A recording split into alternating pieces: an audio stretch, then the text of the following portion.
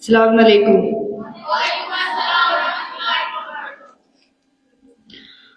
أعوذ بالله من الشيطان الرجيم. بسم الله الرحمن الرحيم. هل أتى على الإنسان حين من الدهر لم يكن شيئا مذكورا إنا خلقنا الإنسان من نطفة أمشاج نبتليه فجعلناه سميعا بصيرا إنا هديناه السبيل إما شاكرا وإما كفورا إنا أعتدنا للكافرين سلاسلا وأغلالا وسعيرا إن الأبرار يشربون من كأس كان مزاجها كافورا عينا يشرب بها عباد الله يفجرونها تفجيرا يوفون بالنذر ويخافون يوما كان شره مستطيرا ويطعمون الطعام على حبه مسكينا ويتيما واسيرا إنما نطعمكم لوجه الله لا نريد منكم جزاء ولا شكورا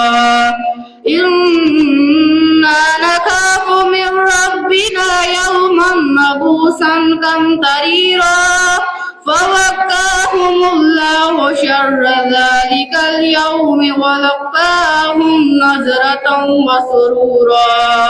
وجزاهم بما صبروا جنة وحريرا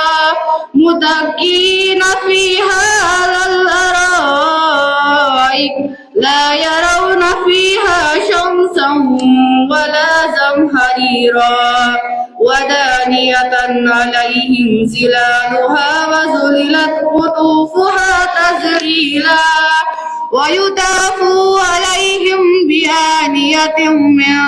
فضة وأكواب كانت قوارير من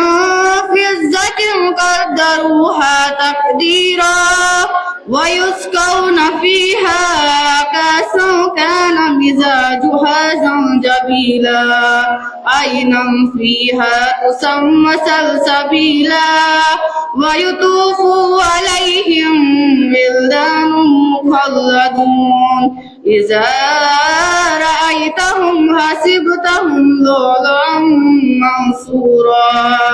وإذا رأيت ثم رأيت نعيما وملكا كبيرا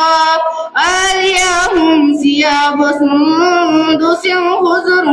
واستبرق وحلوا أساور من فضة وسقاهم ربهم شرابا طهورا